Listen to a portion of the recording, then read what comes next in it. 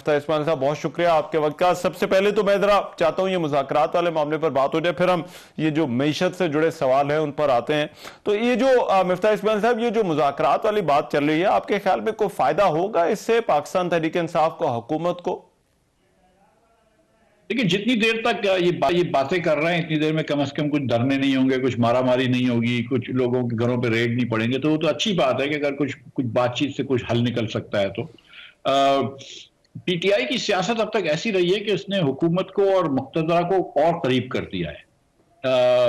लेकिन जब तक कि थोड़ी सी इनके अंदर डिस्टेंस नहीं होगा, मेरे ख्याल से पीटीआई को कोई इसमें से ब्रेक थ्रू नहीं मिलेगा।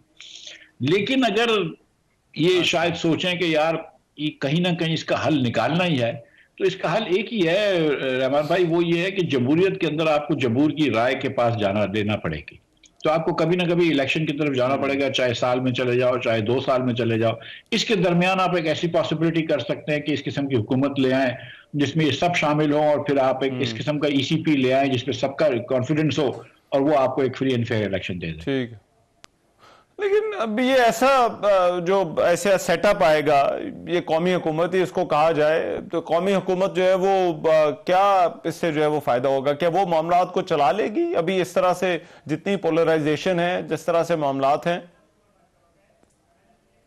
देखिए, आज मौलाना फजल रहमान साहब के ऊपर भी एक बड़ा अच्छा आर्टिकल लिखा गया था, और जिस किस्म की बातें आजकल हो रही हैं, तो ये मुमकिन है कि एक मौलाना साहब जैसा न्यूट्रल आदमी जो है वो पीटीआई को भी साथ लेके चले, पीएमएलएन को भी और पीपल्स पार्टी को भी, सब उसके ऊपर थोड़ा थोड़ा एतबार कर लें, पूरा तो कोई भी नहीं करेगा, और फिर वो इनकी मुश्तरका काबीना को लेकर चले, और उसके बाद 1-1.5 साल में इलेक्शन करा दे, और उसके बाद फिर जिसकी आवाम की जो राय है वो फिर मानी जाए। अच्छा, तो आप ये कह रहे हैं कि मौलाना फजल रहमान एक ऐसे जो है वो शख्स हो सकते हैं जो बतौर निगरान वजीर आजम आ सकते हैं, या सबको साथ लेकर चल सकते हैं ऐसे किसी सेटअप में? मौलाना की देखें, ये बात तो मानने की है कि आज पाकिस्तान में मौलाना के कद का सियासतदान बहुत कम है, अगर कोई है तो मौलाना का कद काट तो ऐसा है कि वो वजीर आजम बन सकते हैं। 2-4 ऐसे लोग हैं जिनको आप ला सकते हैं, जिसके अंदर से आप किसी एक को वजीर आजम बनाएं 1-1.5 साल के लिए, और फिर उसके बाद इलेक्शन करवाएं।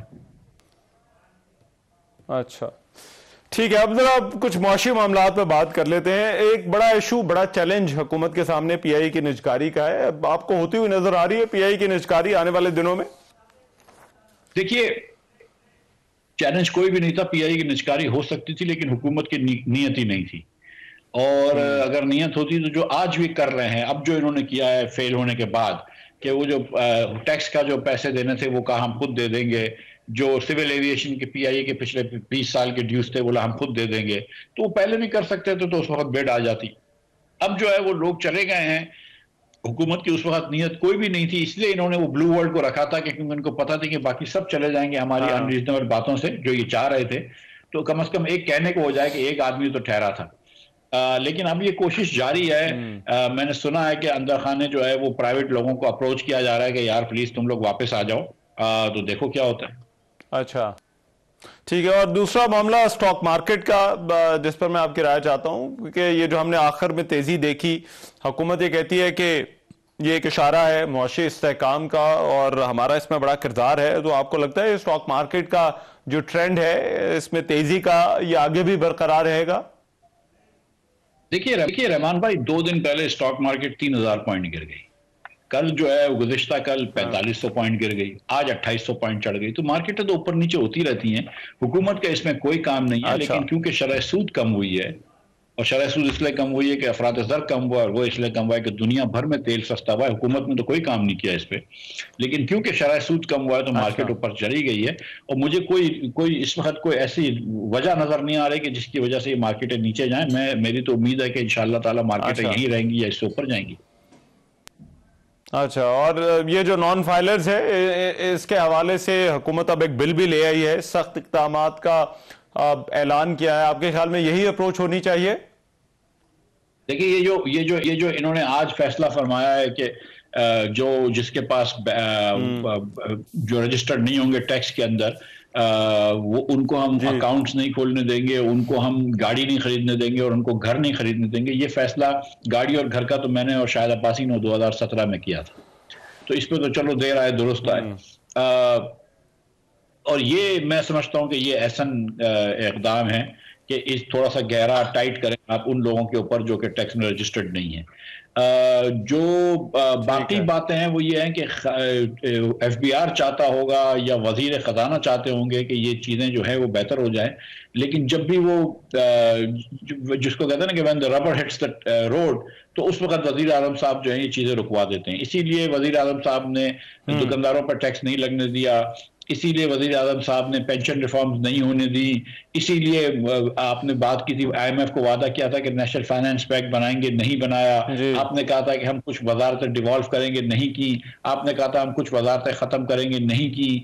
आपने कहा था हम एग्रीकल्चर टैक्स लगाएंगे, नहीं लगा सके। तो ये वजीर आजम साहब अपनी सियासी तरजीहात को आगे ले आते हैं और कोई भी माशी इस्लाहात नहीं होने देते। उनका सिर्फ मकसद जो है वो अपनी कुर्सी बचाना है, उनका मकसद अवाम की खिदमत करना बिल्कुल नहीं है।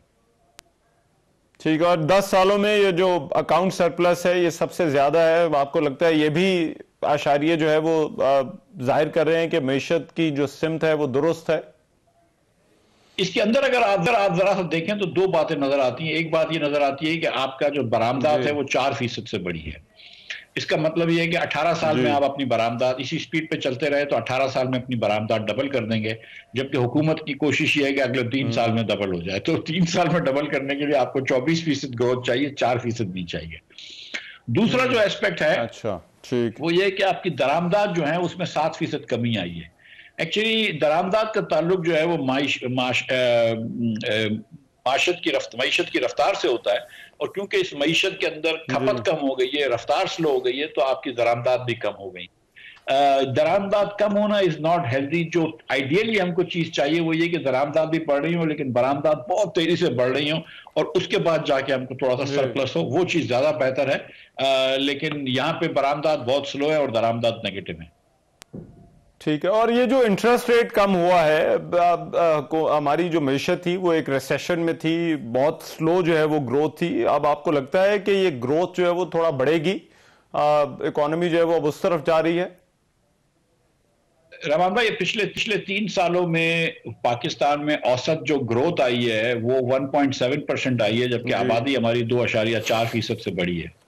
तो हर साल जो है वो पाकिस्तानी औसतन 0.7% से गरीब हुआ है। मिडिल क्लास उससे तेजी से गरीब हुआ है, इसलिए कुव्वत खरीद कम हो चुकी है आज। गो के अफरात ज़र में कमी आई है। जाहिर है कि इसका ये मतलब नहीं है कि महंगाई में कमी आई है, महंगाई तो बढ़ रही है लेकिन जिस तेजी से बढ़ रही थी उस तेजी से नहीं बढ़ रही, उस रफ्तार में कमी आई है। लेकिन कुव्वत खरीद में कमी आ गई है पिछले 3 साल में। इस साल अल्लाह ने चाहा तो हम वहां तक ग्रो कर लेंगे कि जितनी हमारी आबादी बढ़ती है तो शायद हम मजीद गरीब ना हो। इसके ऊपर मुझे ग्रोथ नजर इस साल नहीं आ रही। अल्लाह करे अगला साल जो है, अगला माली साल जो है वो बेहतर हो। लेकिन अभी जब आपके टैक्स रेट्स इतने ज्यादा हैं, आपका तनख्वाहदार तबके के ऊपर 38%, बिजनेसेस के ऊपर 49% और कंपनीज के ऊपर 59% टैक्स हो, अगर आपकी बिजली खित्ते में सबसे महंगी हो और हम पल्ला ममालिक में सबसे महंगी हो, गैस भी इसी तरह हो, तो दुनिया से आपके पास सरमायाकारी भी नहीं आती और पाकिस्तान में भी लोग सरमायाकारी नहीं करते। तो जब तक कि आप ये वाले इशारे मुस्बत नहीं करते और इन एरियाज में काम नहीं करते, मुझे नहीं लगता कि बहुत सरमायाकारी आएगी या बहुत मईशत फैलेगी। लेकिन अल्लाह ताला से उम्मीद कर सकता है।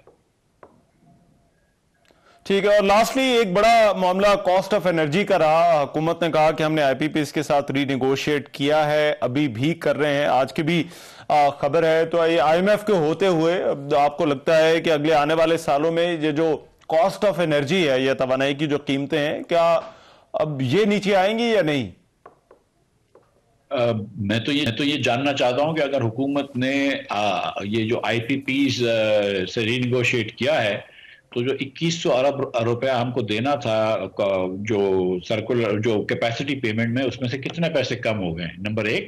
और नंबर 2, हमारे बिलों में कब कमी आएगी? हमारे बिल तो वही तेजी से बढ़ रहे हैं, हमारे बिल तो वही हाई हैं।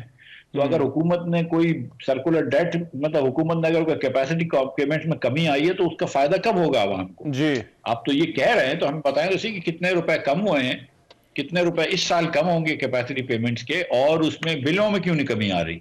अगर ये काम सही हो रहा है तो फिर बिलों में भी कमी आनी चाहिए। ठीक है, राइट, बहुत शुक्रिया। मिफ्ता इस्माइल साहब हमारे साथ मौजूद थे और बात कर रहे थे ये जो नए कवानीन आए हैं और ओवरऑल मैशत की जो सूरत हाल है उस पर गुफ्तगू कर रहे थे। साबिक वज़ीर ख़ज़ाना। प्रोग्राम में एक ब्रेक शामिल कर रहा हूँ, वापस आ रहे हैं इस ब्रेक के बाद।